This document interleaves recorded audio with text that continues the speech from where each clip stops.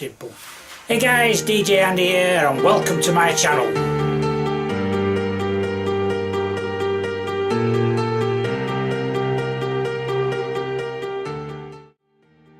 Okay, so quite a few people mentioned that they'd like to start doing gig logs, so I thought it'd be good if I could just go into a bit of the equipment that I use on my gig logs and how I got started doing the gig logs.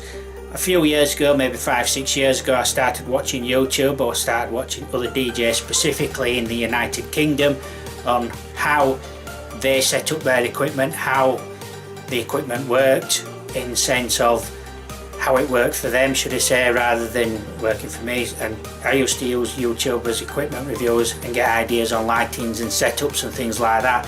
So I tried to lift the bar of my business in the DJing business, because I went out and did weddings and parties and things like this.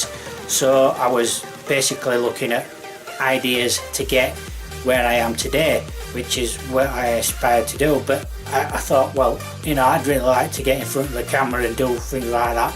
So basically what I did was I started using my smartphone, which is here, which this isn't the one I started with. I started with a Samsung S4, and I found it quite useful because of the front facing camera and the rear facing camera, which had quite good quality, and you could also record in HD, the 1080p HD.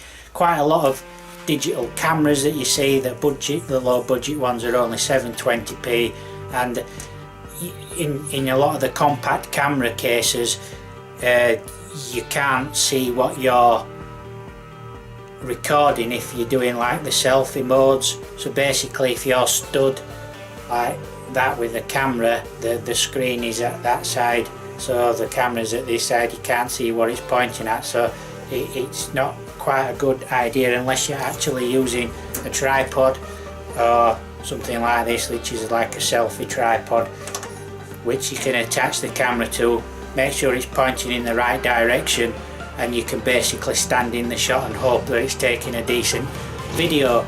Now I've since moved on from the smartphone. I now use the Sony Handycam.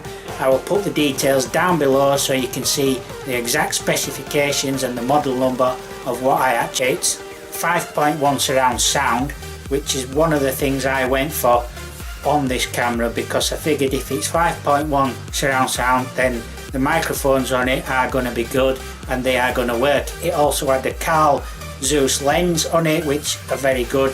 As you can remember with smartphones, quite a lot of smartphones have them lenses, as they are believed to be some of the best in the world. It also has automatic settings on it for taking videos, so it will detect the room that you're in or what you're actually trying to do with it, and it will adjust the settings accordingly, so you don't have to play around with it and mess everything up. So it's quite good for that. The screen also is really good resolution on it, you can see what you're doing on it, and you can also turn the screen completely round so you can see what you're doing if you're doing it in selfie mode. It's also got a decent battery on it, so the battery life lasts for about 3.5 hours, which is plenty time for doing gig logs. That it also takes still images, which is another good feature on it. The only downside is you can't take the still pictures when you are using it as a video camera. Now some do that, so they in my opinion are slightly better, because quite often when you're shooting a video you think, oh, I'd like a picture of that snap, don't you? But in this case it doesn't do that. It just basically records, or you will need to set it in image mode for doing images. You can also attach an external microphone to it, which is another good feature. It's not included with the camera, you have to buy it separately, but other than that, you know, you do have the option of connecting a microphone to it so that you can use it. Say if you was outside and it was windy, you could always use a microphone, or if you need to get your voice projected onto the camera.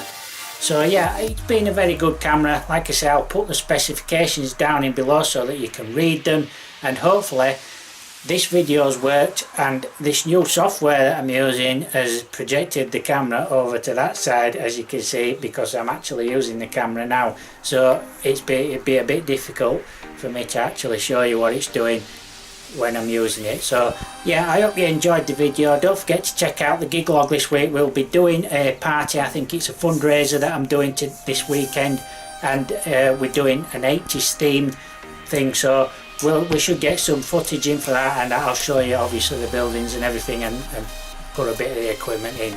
So hopefully we'll have some equipment logs coming up as well, so make sure you stay tuned for them.